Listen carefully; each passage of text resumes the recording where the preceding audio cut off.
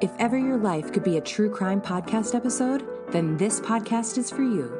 We're about to embark on a roller coaster of emotions, insights, survival, and stories about escape. So buckle up and let the journey begin. Good day, everybody. I'm Julie here with Charity. Welcome back into the Escape Pod. I sing it a lot. I didn't realize that till I listened back once. Do you? I do. Not every time I say it like the introduction. Not every introduction goes that way, but I realized that I probably sing it more than I have a theory. I should. One, because this is probably one of the more pleasant things we get to do in our day. It's a break. Yeah, it's just different. It's more like, well, I know some of the material. I cry almost every time, but it's just it's not the whole stress of running a nonprofit kind of stuff that we deal with on the daily. Yeah. So that's why I'm singing. That's your theory? Yeah. What are you escaping today? August. By the time people hear this, August will be over and I'll have early escaped. September, right? Yeah. Yeah. But that's okay. Today, I am escaping the month. That's great. So if I, can we just fast forward? It's going too fast. No, it's going too fast. Just this month, then I'll slow down in September. We do have quite a busy month. Here's a fun fact about me. I love the month of September. I love fall. You do. You walk around beautiful campus Black taking Hills. pictures of trees and all kinds of stuff. We have the best tree on campus as long as it turns and gets to stay that way before the wind blows too much. I just told somebody about that tree today. It's a beautiful tree. Because I did a wonderful tour with a wonderful group, told them all sorts of awesome things happening here. They were super engaged, super impressed, had great questions. It was a really great couple of hours. It was the longest tour I've done in a while because they were asking so many questions. But I actually mentioned, so the lady who organized it said, "You're sure it's okay if I bring a group back in September?" And I said, "Yes, actually, I would love you to come back in September. Show you my tree. That's the best time to be here, and the tree might be changed." And anyway, that's my story. What are you escaping? I am escaping. I don't know if I'm escaping anything. Oh, I guess bug bites. I had went out terrible to ones water the other day. My flowers Saturday morning. I was out there for just a couple minutes. Ran out on my nightgown. They attacked. So my back is covered. I look like I have the chicken pox. It's beautiful. Weird. I probably have 15 bites on my back, just all over the place. Yeah, and little buggers itch. So that's what I'm escaping. And you can't itch them all because you probably can't reach every spot on your back. Oh, I try. I came back from vacation and I'm like, I don't even remember getting bit. But as we were driving home, I was like scabbing pulling scabs off. I was itching them so much and I didn't even remember. Sleep. I mean, something may have crawled into bed with me, but I don't want to think about that. So I don't either. I completely know what you mean. Yeah. So I think it was, outside because that was, it was just terrible. Anyway. Okay, so today's episode, we're going to get serious. Yeah, we're going to get semi-serious because this is along the lines of shit my mom did. But we're going to talk about aggression in children towards other children. Like, why does that happen? So we're going to talk about the topic. We're going to go into some statistics and some things to look out for. Maybe you see this in children, you're in school, teachers know this, law enforcement knows this, but, even neighbors, just paying attention to things that might be indicative of something else going on in the home and, see something, say something. Maybe you can be that person that helps change a trajectory because it can be really problematic. And when I started thinking about some of this like pattern of behavior that I displayed as a child, not every kid makes it out of that. Right. It becomes a lifetime of that behavior, what you learn that young. So I'm very fortunate. Some things really could have gone a different, darker way for me personally. But yeah, so that's what we're going to talk about today. Okay. Go for it. Let's dive right in. Okay. So, wanted to know much later in life, like there are some things that maybe I should tell you one story first. So, and then what kind of drove me like, why did I do that? Because I have very full recollection of this event. The one thing I'm a little fuzzy on, if it was second grade or third grade, because but I was living in Louisiana at the time. My dad was in the military, so we moved around a ton. And I had been at school for this new school came in the middle of a year. Year had already started. It wasn't the middle, but, the school year had already started. And you know how kids can be. Just a new kid, and that's always stressful. When you move around a lot, it's even more stressful. So I met this lovely young classmate named Jessica on my first day. She was very kind. I think she's like a captain's daughter or something, just a very sweet person. And I had all these things that I was carrying, and she loaned me her backpack to be able to carry them to my house. So I was like, oh, that's really lovely. So the next day at school, I was bringing her backpack back to her. So we're going out for a recess, and there was this little snot. We ended up being best friends, but she was a snot on this day. It's funny how that happens. Yeah. Her name was Nicola. And she starts talking smack about me having this backpack. What, are you afraid you're going to be scared you're going to go home? I'm like, I wasn't going to go home. And I just had it. Her mouth already pissed me off. I went from 0 to 100 in no time flat, and I just hit her. Well, she was a little scrappy. She was just as scrappy as I was. And so we're literally just out of the doorway of the school, hitting each other, biting each other. There's blood going. It was gross. Biting. We were biting each other. It was brutal. And, second or third graders, this knockdown, drag-out fight. So we got stopped and sent to the principal's office. And what was funny is my mom had to come get us. And she ended up, because we were new to the neighborhood too. We just moved there. And she lived just down the street from me. We ended up being best friends. But I'm like, why? Why was that my initial reaction? And I think even later, like in what is now middle school, so it was probably 8th grade. It was junior high back then. There was a girl I was dealing with. She didn't go to my school. I didn't know who she was, but I knew she was there for me. Passed her in the hallway, and that was when anyone could walk into your school without any security issue. And I just knew this. She was huge, a beast. Like, she's going to kill me. So I just turned around and hit her. It's like hit or like that when we did the Anthony Town Play story, it was like kill my dad or be killed, right? It's like that. That's kind of it. So I wanted to know much later in life when I was getting into the brain and trying to figure out, developmentally and just through trauma, why do kids lash out like this? Why do they want to physically harm other children? Kids are going to be nasty and snotty sometimes, right? Like, of course. But does that warrant hitting? Physical Does that warrant action. Harming somebody? So, why? What happens where little children think that violence is the only option? So I started looking into that. So research into possible reasons yielded some possibilities such as shock, turbulent home environments, feelings of powerlessness in other aspects of life. I had both of those. Difficulty in managing anger. Oh, I had that one. Lack of coping skills. Maybe this is just me they're describing. Okay. No. I think my records just got leaked. No, okay. So lack of ability to get needs met in a healthy way. Yeah. Self-defense against bullying. Tick, tick, tick, tick, tick, tick, tick. I check all the boxes. Other common reasons for fights were lack of respect, differing opinions, rumors, protecting one's reputation. None of that really applied to me.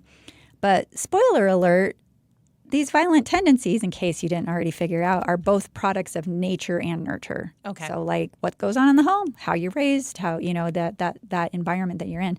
So beyond your natural temperament, for instance, certain skill deficits can contribute indirectly to violent behavior. So for example, children who have difficulty with motor, language, or executive skills might get frustrated and lash out because they can't function the way they see everybody else functioning. Okay. Same for children with social skill deficits. Yeah.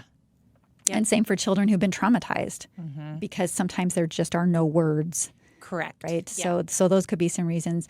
Statistics show that 4% of U.S. high school students with mostly A's were involved in a physical fight on school property at least once during the 12 months they were surveyed, compared to 21% of students with mostly D's and F's.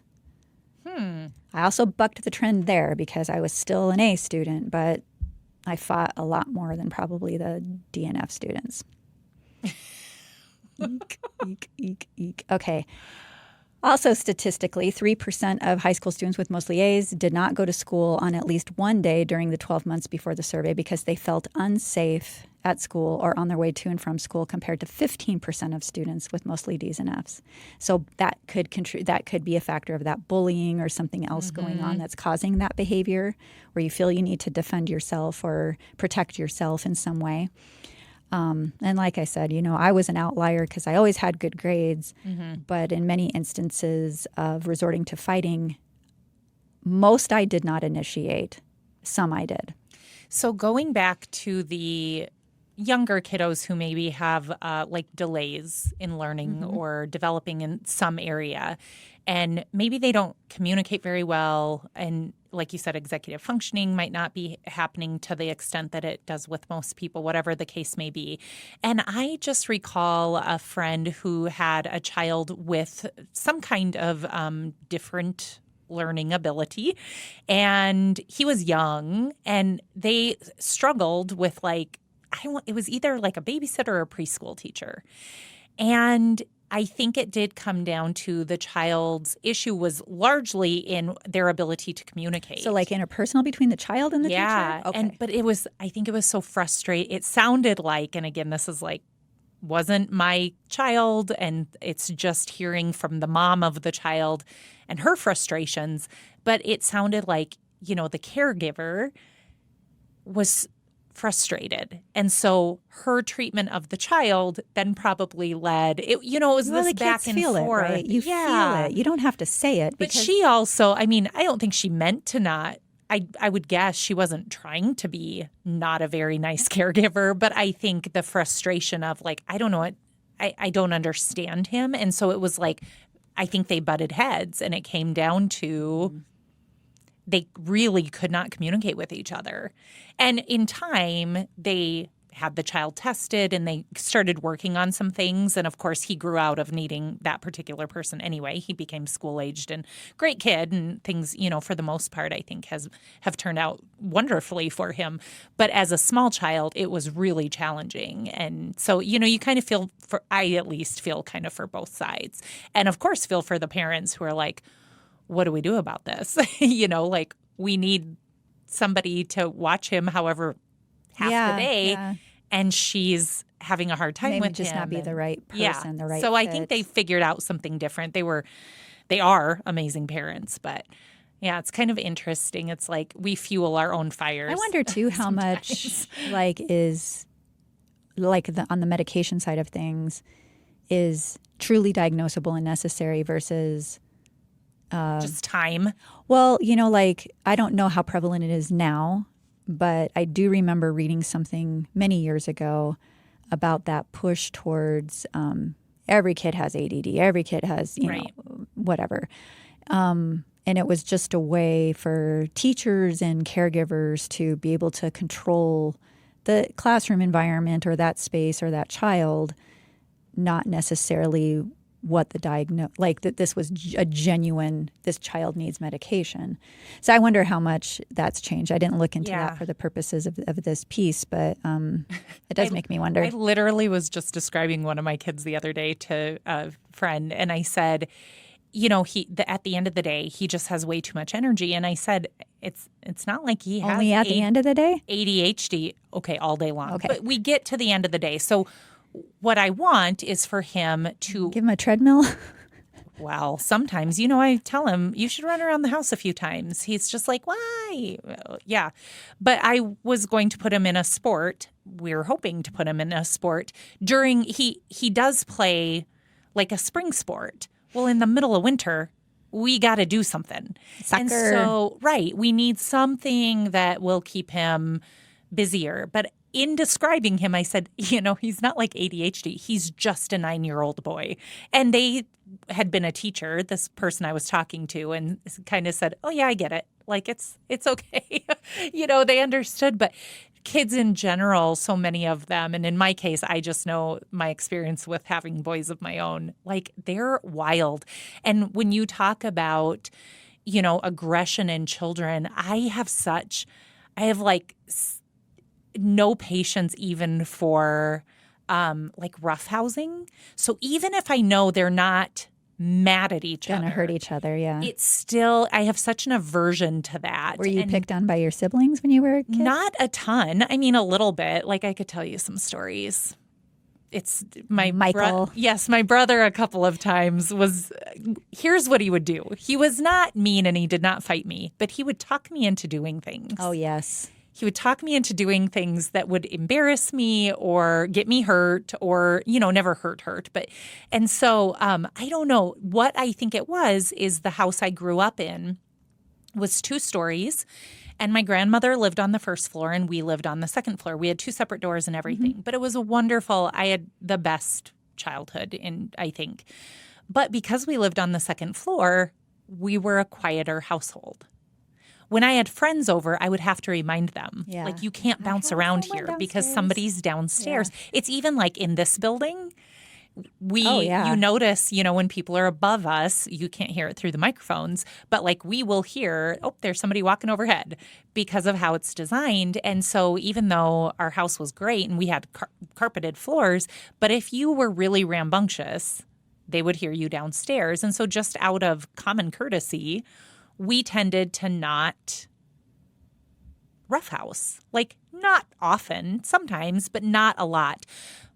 My children would play rough with each other every moment of every day if I didn't ask them not to. Like, it's just them. And I have to, like, remind myself, like, this is just being a kid sometimes. Who initiates it most of the time? Oh. The older one or the younger one? Even? I think it's even. Okay. Yeah. I think sometimes the little one doesn't recognize space. Like, I will say sometimes, like, we live in a 2,000 square foot house and you want to be 3 feet away from me when I'm trying to get something done. Right.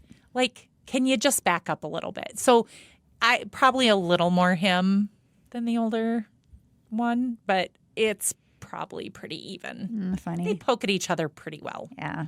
Yeah. Any other childhood charity beating kids up stories? Well, who knows where this is going to go. But so there's fighting, but there are also other violent behaviors in children and adolescents that range from just explosive temper tantrums, other forms of physical aggression, threats or attempts to hurt others, like including thoughts of wanting to kill others, use of weapons, cruelty to animals. Yeah, that one freaks me out. That one freaks me out. Fire setting, intentional destruction of property and vandalism. I do remember, I've heard this quite a few times. I don't have a source to give you, so I'm just doing this from memory. So please don't consider me an expert on this. But that's kind of the trifecta in serial killers: cruelty to animals, arson, and a traumatic brain injury. I have heard that as well. Yeah. Yeah. So risk factors for these behaviors that we're talking about, obviously previous aggressive or violent behavior, being the victim of that type of behavior or sexual abuse. The cliche is true. Oh, it's absolutely true. People hurt people. Absolutely. I hate using the cliche, but there you go. It had to be done. Being the victim of bullying. There's bullying in the traditional sense. I've been subjected to that. I do remember there was one time my mom, I think I was in 5th or 6th grade, and my mom got me this really cute little like skirt and top set that matched. It was just adorable, and I didn't often have really nice things. So when I got something that was really nice, I wanted to wear it. I was really proud of it. Felt good, and like I was higher class than I was, kind of a thing. Sure. And I had a friend that was just as troubled as I was, who got jealous of that outfit and decided to face plant me on the asphalt. Aww. And it tore it up, just ruined it. So it's that. So that would be like traditional bullying. Yeah. Some non-traditional bullying. I remember being in about 2nd, 3rd grade, probably 3rd grade, and there was a boy that lived between the school and my house. We were in the same grade, and I'm guessing it was a crush, but his way of displaying that affection is he would, think of what was going on in this kid's home when I describe this to you. He would walk me from the school to where I had to turn off to go to my neighborhood in like his neighborhood went. Okay. And he would take his fingernails and dig them into the back of my neck. So I was like a puppet. His fingernails would dig into the back of my neck, sometimes until blood. And he would walk me, and I couldn't like get away because I'm like, he's going to rip my flesh out. And he would just like, he did not want me to run away from him. This happened for weeks and weeks. And finally, this is one time that I remember my dad going to bat for me. Okay. Because I would tell my dad things, and just depends. What state he was in? Okay. And I did tell him that this was going on, and he did go and talk to this kid's parents. So there's one reference point for dad. Like he did go to bat, and that behavior did stop. But there's all kinds. So think about what was probably going on in that kid's home. Yeah. Either what he witnessed his dad doing, and then years later, I had that boyfriend who would pin me down by the arms, and so. Yeah. Yeah, I don't know. There could be genetic factors that contribute to this type of disposition. Of course, exposure to violence, some people could argue for or against that. Use of drugs or alcohol, the prevalence or presence of firearms in homes, some argue. And combination of like stressful family situations like socioeconomic factors, poverty being a huge one, severe deprivation of any kind is stressful, marital breakup, divorce, parents going to prison, loss of support, and then, of course, brain damage from some kind of a head injury. So fortunately, I didn't have that, or I forgot it. Mm-hmm. See what I did there? Mm-hmm. Yeah. I don't recall any kind of traumatic brain situation. But yeah, I mean, so those are some of the things. And we've had that happen here at One Heart, too. We did when we first opened, and for first 3 years, we had a kids corner, like a kids little lab where the younger kids could go, their parents could help them with homework, get on a computer to do school stuff, play games, whatever, just be a kid. We did have some children that started bullying and being unkind and cruel towards other children in there because parents weren't following the rules. Yeah, so they were supposed to supervise. They were supposed to supervise. They were using it as the babysitting closet, right? Which is not what it was intended for. Right. So anyway, we ended up having more problems with that space than it was worth. So it is now gone forever, unfortunately. But yeah, it's kids do what they're shown. Yeah, they really do. They do what they're shown. Okay. We need to lighten things up. We're going to take a break. Do we have a plan? We're going to take a break. Okay. We'll talk about escapism co-host style when we come back. Hello, escape artists out there. Quick public service announcement. You hear us talk on the Escape Pod about the One Heart campus. To learn more about this place for hope and healing where lives are changed for the better, listen to the prologue episode at escapepod.live or wherever you get your podcasts, or visit oneheartrc.org. Welcome back into the Escape Pod. I'm Julie, here with Charity. My elbows? Yeah, you whack the table. Even so when my you're not mat got meaning moved. to whack the this table. This is why my mat's there, but it wasn't in the same place. I wonder if they came in here and cleaned and perhaps didn't put things back where I have them. Because we all know how I am about that. A little bit. Yeah. A little bit particular. I like things where they're supposed to be. Oh, classic. Okay. Any place you're escaping to in the next week or so? I think I need one of those, what was it? Peach pear lemonade things that they're making over at Homebrew. Yeah. Yeah, because it's hot outside and they are delicious. I got talked into one yesterday and it was so good. I've been craving one ever since. Right. Well, she does them with Lotus, so it has the caffeine, but I can't do that. So she did it just lemonade version for me, and it was really wonderful. So they are, it doesn't matter. I feel like you get light and yeah, probably too much sugar, but I'm not going to ask how much. Citrusy on a hot day, and So peach and pear anything is wonderful. I got nothing. I'm kind of boring today, I guess. I was just going to say I'm kind of boring. What am I going to do with myself? What are you going to do with yourself? Well, we could go do mic checks for the big thing event that we're having next week. We could go do other stuff thinking about. That's not an escape. That's not an escape? I thought of something. That's going to be fun.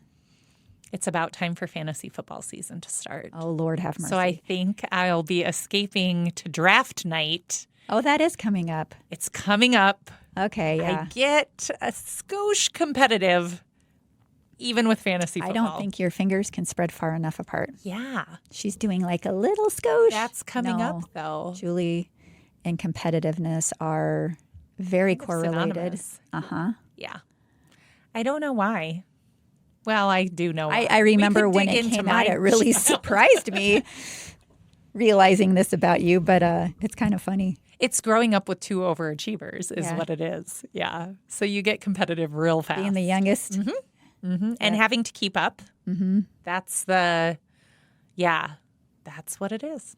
So, folks, I will keep you apprised of my fantasy football picks. We probably won't talk about it if it's not going well. But if it's not going well, I'll be. You know what? I will do this. I will take video of Julie strutting down the hall.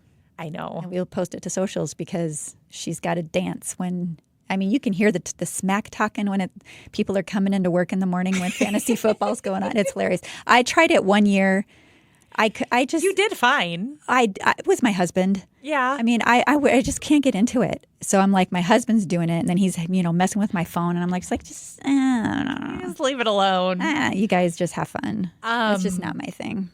I did not have a good team last year, and yet somehow ended up, I think, in like one of the final games of the season. I don't know that I made it to the Super Bowl. It was Michael. Oh, yeah. And here's the kicker is that I only needed I had a quarterback playing. And if he had even had, he could have had a bad game and I would have won.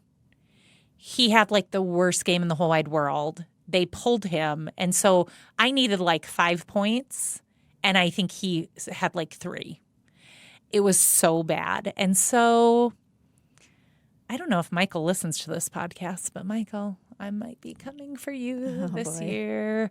I get oddly excited about this. I don't know what it is. It's not the Olympics, but you're talking to the lady who listens to sports radio, and I do. You love sports, so I do. Yeah.